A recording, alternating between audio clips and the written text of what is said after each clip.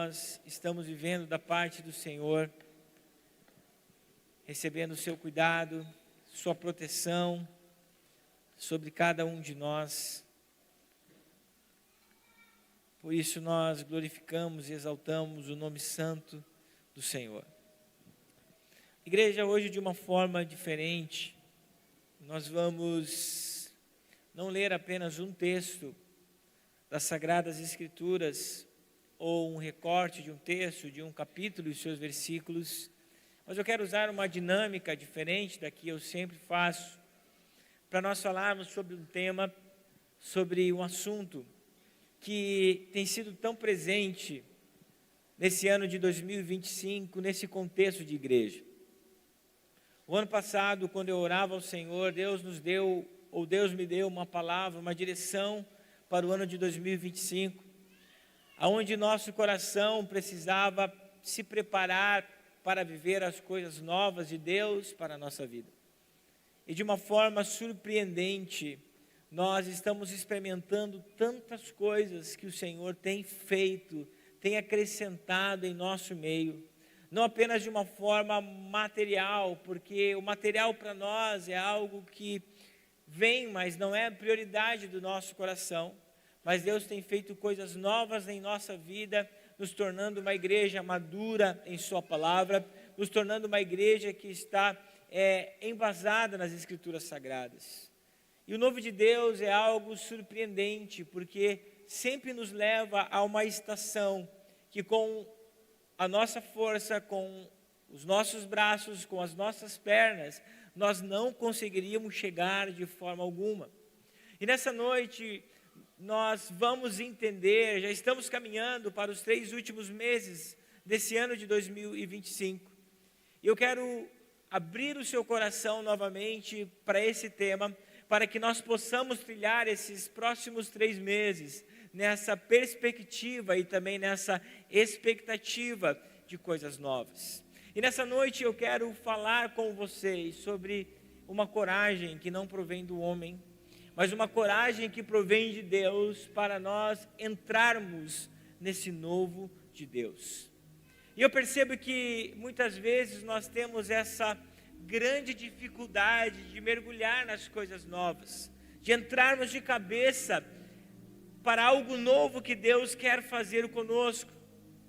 E eu compreendo que isso acontece porque é necessário dentro de nós uma mudança, é necessário dentro de nós uma transformação, é necessário que muitas vezes, para compreendermos esse novo, o nosso orgulho seja quebrado, e também é necessário que haja uma desconstrução para que nós possamos receber aquilo que o Senhor quer fazer em nossa vida. E diante desses limitadores que eu trouxe para vocês, eu considero um limitador, se não o maior, que nos impede de nós entrarmos no novo de Deus, que é o medo. Todos nós temos uma zona em nossa vida, em nosso coração, em quem nós somos, que nós temos medo de enfrentar. E o medo, ele nos impossibilita de vivermos aquilo que Deus tem para nós. Nós precisamos compreender que existem 2 medos, um que ele é tóxico e um medo que nos protege de muitas coisas. O medo bom é aquele que evita que eu não coloque o dedo na tomada, porque eu não quero receber um choque de 220 ou de 380. O medo bom é aquele que me protege do perigo. Mas o medo que nos impossibilita de vivermos os propósitos de Deus é aquele que nos paralisa, é aquele que se opõe a Deus, é aquele que luta contra os propósitos, é aquele que luta contra os sonhos. E quando nós falamos sobre medo e a palavra do Senhor, nós vamos ver que a primeira vez que o medo aparece é no jardim do Éden. Quando o homem ele decide pecar, ou na verdade, de uma forma mais teológica, quando o homem é persuadido a pecar, porque o pecado não estava no homem, o pecado ele veio de fora do homem. Satanás ele persuadiu o homem para pecar, e quando o homem ele aceita essa persuasão, quando o homem ele cai no pecado, quando o homem desobedece a Deus, nós vamos ver a primeira vez que o homem tem medo. Esse registro está em Gênesis. Moisés ele escreve em Gênesis, no capítulo 3, do versículo 8 até o 10. A narrativa diz o seguinte: quando soprava a brisa do entardecer, o homem e sua mulher ouviram o Senhor Deus caminhando pelo jardim e se esconderam deles entre as árvores. Então o Senhor Deus chamou o homem e perguntou: aonde você está? Ele respondeu: eu ouvi que estavas andando pelo jardim e me escondi e tive medo, pois eu estava nu. Então nós vamos entender que o medo na criação de todas as coisas, quando Deus criou o homem, conforme a sua imagem e semelhança, não estava no homem. Mas a partir do pecado, a partir da desobediência, nós precisamos conviver com esse limitador. É muito interessante que nessa narrativa, logo no primeiro encontro que o homem teve com Deus após a queda, ele declarou que estava com medo.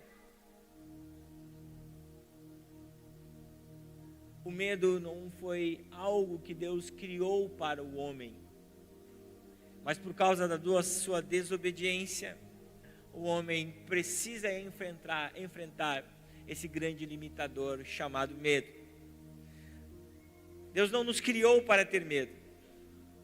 O pecado e o seu desejo de independência levaram o homem a ter o espírito de medo. Tanto é que Paulo, quando escreve a sua segunda carta ao seu fiel discípulo Timóteo estava enfrentando sérios problemas de perseguição. Timóteo estava até pensando em deixar o ministério, porque o apóstolo Paulo vai dizer para Timóteo: reaviva o dom de Deus que existe na sua vida. E diante de todas essas perseguições externas e internas, o apóstolo Paulo, em sua segunda carta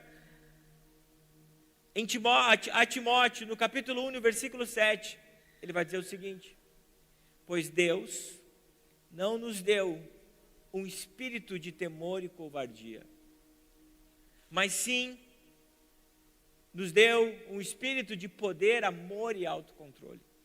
Então, de uma forma clara, o apóstolo Paulo está dizendo que não foi Deus que colocou em nós o medo, que Deus não nos deu esse espírito de medo, mas Deus nos deu um espírito de poder, amor e autocontrole. Então nessa noite, igreja, de uma forma bem clara e bem simples, nós vamos entender através das escrituras sagradas, através de dois personagens, que Deus está com o homem para tirar o medo e nos levar ao nível que Ele quer, ao nível que Ele deseja para cada um de nós. E o primeiro homem que eu quero falar com vocês é Josué. Capítulo 1 de Josué, no versículo 9. Deus precisa ter uma conversa com Josué. Josué ele foi sucessor de Moisés. Josué precisava conduzir mais de 1.200.000 ou 1.400.000 pessoas, conforme cada historiador fala. Ele precisava conduzir o povo de Israel para a terra prometida. Só que Josué pegou um povo depois de 40 anos liderado por um grande líder chamado Moisés. Então Josué tinha um grande desafio na sua frente. O desafio eram dois, no meu ponto de vista. O maior deles era liderar o povo. O outro era conquistar a terra prometida. Então, diante desse desafio tão importante que nós chamamos do novo de Deus na vida de Josué, Josué precisava viver algo que ele nunca viveu. Por mais soubesse que estava sendo preparado por Moisés, por mais que soubesse que ele era aquele menino que Moisés estava preparando para conquistar a terra prometida, quando ele chegou nesse tempo de Deus para a vida dele, que era algo que ele ainda nunca havia vivido, que algo que ele nunca havia experimentado, Josué teve medo. E a narrativa é muito clara, Porque o capítulo 1, dos primeiros versículos, o Senhor precisou mais de 4 vezes dizer para Josué: não tenha medo. O texto diz o seguinte: esta é a minha ordem. Aqui é Deus falando: seja forte e corajoso. Não tenha medo nem desanime, pois o Senhor, seu Deus, estará com você por onde você andar. O Senhor chama Josué de uma forma educada de covarde, porque Deus diz para ele: seja forte e corajoso. Josué está diante de algo que para ele era impossível, incalculável. Como que eu vou liderar esse povo que foi tão bem cuidado por Moisés? E além disso, como que eu vou entrar na terra prometida? Nós vimos Moisés fazendo tantos milagres.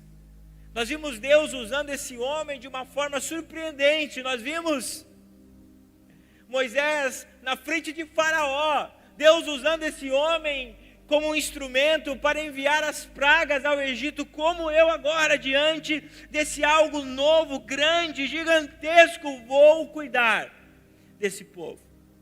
Então Josué teve medo. O novo, os desafios, as coisas que ainda nós não vivemos, não experimentamos, geram em nosso coração medo. Quando eu recebi a notícia que eu ia ser pai, eu entrei num colapso profundo, em parafuso. Eu me lembro que no sábado pela manhã a Priscila foi trabalhar e eu acordei. Tinha visita em casa, era a minha formatura, meu cunhado estava. Eu estava chorando. Aí Deus usou a minha irmã Miriam. Ela me mandou uma mensagem. E ela disse o seguinte: não tenha medo, seja forte e corajoso. Eu entendi que o colapso que eu estava tendo era o colapso do medo. Eu não sabia o que eu iria enfrentar dali em diante. Eu não sabia, junto com a minha esposa, o que seria na frente. Era algo que nós nunca tínhamos vivido na nossa vida. O novo gera em nós medo. E se nós não tivermos a graça do Senhor, nós seremos paralisados e não vamos entrar na terra que o Senhor sonhou para cada um de nós. Mas eu quero que você reflita comigo agora sobre Josué. Deus deu uma missão para Josué. Deus deu uma terra para conquistar e Deus deu um povo para liderar. Preste atenção no que eu vou falar. Deus tem uma terra para conquistar. Deus deu um povo para liderar. Mas a grande reflexão que eu quero fazer com você, que é uma pergunta: de quem era o povo e de quem era a terra? O povo e a terra eram de Josué ou eram de Deus? E a resposta é clara: o povo e a terra eram de Deus. Então, quando Deus manda nós fazermos algo, nós não precisamos temer. É porque Deus está dizendo: eu estou à frente fazendo todas as coisas. Eu estou dando algo para você, então não tenha medo. A terra era de Deus e o povo era de Deus. Mas o nosso problema é como o de Josué. É que nós pensamos que somos deuses. Nós pensamos que somos os senhores da terra. Nós pensamos que dominamos todas as coisas. Só que quando, meu irmão, você recebe uma palavra do Senhor, você não precisa fazer absolutamente nada. A única coisa que você precisa fazer é crer e confiar, porque Deus está conduzindo todas as coisas para o seu louvor e para a sua glória. O povo não era de Deus, a terra não era de Deus. Josué precisava apenas confiar para entrar nas promessas e no novo que Deus tinha para o futuro de Israel. Nós precisamos crer. Quando Deus nos dá uma ordem, quando Deus nos dá uma promessa, você não precisa fazer absolutamente nada a não ser crer. Pastor, eu não tenho as armas. Calma que Deus vai te dar as armas. Pastor, eu não tenho os recursos. Calma que Deus vai te dar os recursos. A nossa tarefa é simplesmente confiar e descansar, porque é Deus quem vai fazer e não será nós.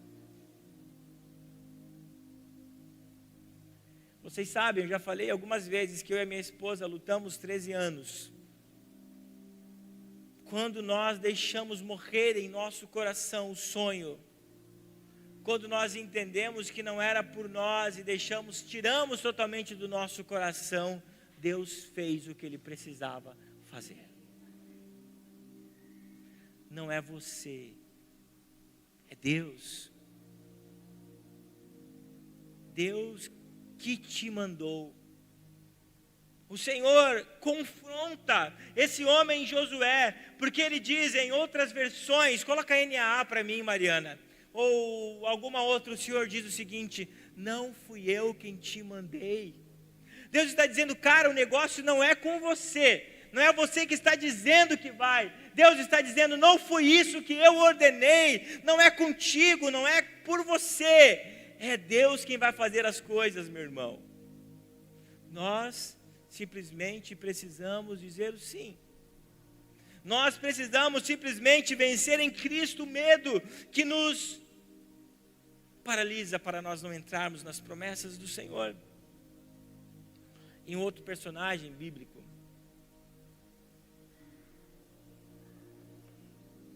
que de uma forma bem rápida nós vamos falar, é um homem chamado Gideão. Juízes capítulo 6, versículo 11 até o 12. Eu trouxe apenas um recorte dessa história, mas esse recorte revela o coração de Gideão. Diz o seguinte: então o anjo do Senhor veio e sentou-se debaixo do grande carvalho em Ofra, que pertencia a Joás, do clã de Abiezer. Gideão, filho de Joás, estava debulhando o trigo, preste atenção nisso, estava debulhando o trigo no fundo de uma prensa de uvas, a fim de não ser descoberto pelos midianitas. O anjo do Senhor apareceu a Gideão e disse: o Senhor está com você, guerreiro corajoso. Essa parte da narrativa, ela não está aqui por um acaso. Gideão estava malhando o trigo num lagar. Lagar é lugar de amassar uvas. Gideão estava com medo dos midianitas. Gideão estava com medo de ser descoberto pelos midianitas. E durante a narrativa que fala sobre o encontro de Deus, de Jesus, que é o anjo do Senhor, com Gideão, vai nos mostrar que ele estava com muito medo. Só que o Senhor olha para um cara extremamente medroso, que não tinha nada de guerreiro. Mas o texto relata que ele estava com medo, ele estava se escondendo. Olha, eu vou pegar o que eu tenho, esse trigo que eu tenho, ao invés de malhar o trigo aonde eu preciso, na eira, eu vou lá para um local bem escondido, aonde ninguém vai me ver, e vou fazer o que eu preciso fazer. Aí o Senhor olha para esse cara, medroso, e não de uma forma pejorativa. Diante do medo de Gideão, Deus diz para ele: você é um guerreiro corajoso. Mas você não é um guerreiro corajoso pela sua tática de guerra, de se esconder dos midianitas, mas o texto diz: você é um guerreiro corajoso porque o Senhor está com você. E nós sabemos que Gideão foi um dos juízes mais lembrados e que fizeram um dos atos mais heróicos na história de Israel. Gideão, apenas com um exército de 300 homens, destruiu um exército de centenas de milhares dos midianitas.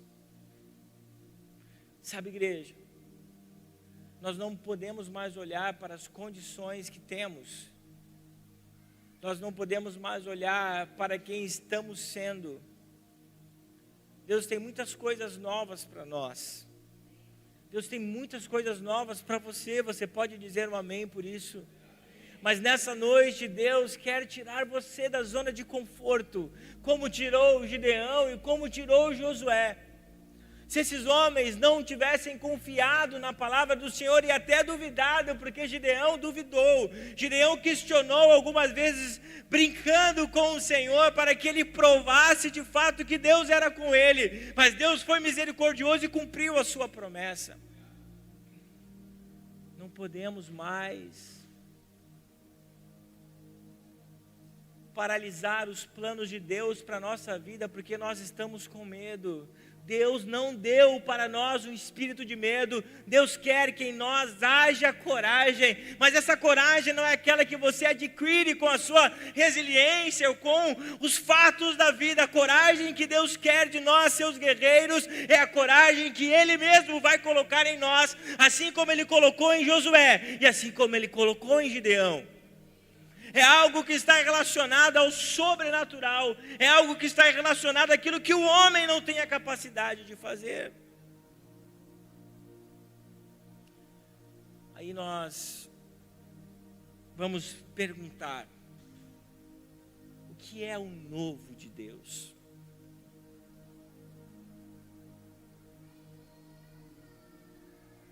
Será que o novo de Deus são as bênçãos materiais que Ele está prestes a me dar?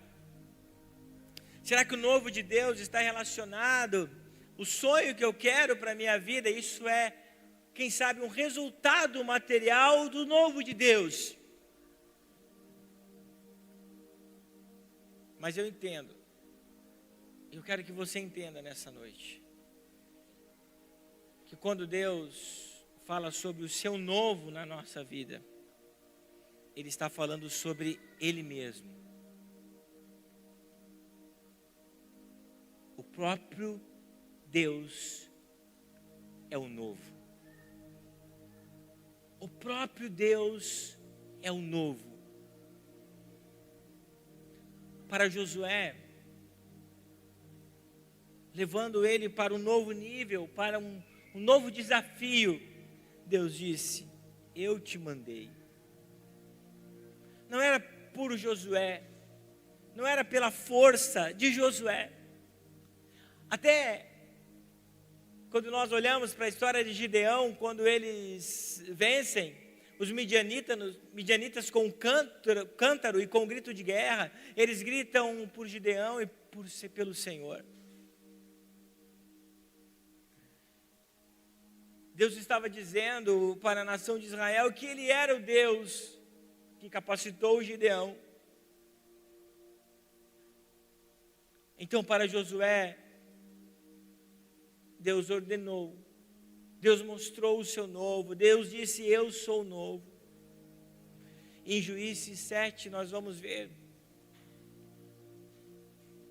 que a personificação desse novo que é Deus, foi que para Gideão foi Deus quem lutou a batalha de Gideão. Meus irmãos, quando nós estamos debaixo de uma palavra, quando nós estamos debaixo de uma direção, quando nós estamos debaixo, só apenas obedecendo aquilo que Deus mandou nós fazermos, não é necessário nós lutarmos. Me recordo aqui, quando o rei Josafá precisou lutar contra os assírios. Ele teve medo porque o exército assírio ele era muito grande, e Josafá estava vivendo um tempo de paz. E quando ele soube que os assírios vinham contra ele, Josafá ele ficou paralisado, convocou um santo jejum, orou, desde a criança que mamava, todos ficaram em um santo jejum. E Deus disse para Josafá: nessa batalha. Primeiro ele disse, apenas fique sentado vendo, porque nessa batalha você não vai ter que guerrear. Nós precisamos compreender, igreja, que o que nós precisamos muitas vezes é ficar sentado olhando Deus trabalhar. E ficar sentado olhando Deus trabalhar é sinônimo de confiança. É sinônimo de acreditar que Deus fará aquilo que Ele disse que vai fazer. E nós tivemos o trabalho apenas de crer e confiar. E vencemos o medo através de Cristo Jesus. O novo de Deus não depende da nossa força ou da nossa ação. Nós estamos dentro de um milagre. Quando eu conto os meses, quando eu olho tenho como parâmetro algumas outras construções, quando eu olho o financeiro, eu só posso dizer que nós estamos dentro de um milagre, porque nós entramos nesse prédio e nós reconstruímos esse prédio, desde os alicerces em 8 meses, porque Deus disse apenas para nós fazermos e nós confiamos. Igreja, é isso que Deus quer, um povo que confie, um povo que não tem medo daquilo que Deus pode fazer, porque o seu trabalho apenas é, igreja, crer e confiar que Deus vai fazer conforme a sua promessa e conforme a sua palavra. O ministério pode subir. Isaías 43, versículo 19. O texto diz o seguinte: pois estou prestes a realizar algo novo. Vejam, eu já comecei. Aqui é como se fosse um tom irônico. Vejam, eu quero fazer algo novo. Estou prestes a realizar algo novo. E Deus vem com um tom de ironia. Vejam, já comecei. Vocês não percebem? O perceber é o confiar, o perceber é entregar ao Senhor a nossa confiança e saber que Ele está fazendo, mesmo que sejam em situações difíceis. Aí o Senhor diz para Israel: abrirei um caminho no deserto, farei rios na terra seca. Para nós enxergarmos aquilo que os nossos olhos não enxergam, para nós enxergarmos as coisas novas, é preciso nós olharmos por fé. E amada igreja, eu trouxe essa palavra para vocês, porque eu quero te impulsionar nessa noite. Eu sei que nós já estamos vivendo coisas incríveis. Deus tem dado, parece que um quinhão para cada um de nós. Eu vejo irmãos vivendo várias coisas novas, Deus fazendo, Deus dando, Deus agindo, aquilo que não tinha feito, quem sabe há 10 anos, 13 anos atrás, mas em um ano só nós estamos vendo muitas coisas novas. Aí você vai dizer: pastor, eu ainda não estou vendo. Eu quero te encorajar, primeiro, a vencer o espírito de medo através do sangue de Cristo. E eu quero declarar uma palavra profética sobre a sua vida. Que 3 meses, Deus pode fazer muitas coisas. Deus pode mudar a sua vida de uma forma extraordinária. Deus mudou a minha vida e da minha esposa em 3 dias, de uma forma extraordinária. E sobre a sua vida, Deus pode fazer coisas maiores e melhores. Quando os teus olhos não estão enxergando, Deus está fazendo e Deus está trabalhando. Por isso, nessa noite, nós, em nome de Jesus, precisamos vencer o espírito do medo, porque Deus está com o seu povo. E assim como Ele disse para Josué: eu não te mandei. Seja forte e corajoso. Ainda faltam 3 meses. Existem muitas coisas que Deus pode fazer na sua vida. Quem sabe os teus olhos não estão enxergando. Quem sabe os teus olhos não estão vendo. Eu quero dizer para você que não precisa enxergar. não precisa ver. Você precisa apenas confiar. E quanto menos você perceber, Deus vai fazer algo na sua vida que vai mudar a sua história. Eu quero te convidar a se colocar em pé. E nessa noite, nós precisamos crer naquilo que Deus quer fazer. Nós precisamos, em nome de Jesus, vencer todo ou qualquer espírito de medo que tem limitado o nosso andar com o Senhor, que tem limitado nós vivemos as coisas novas de Deus.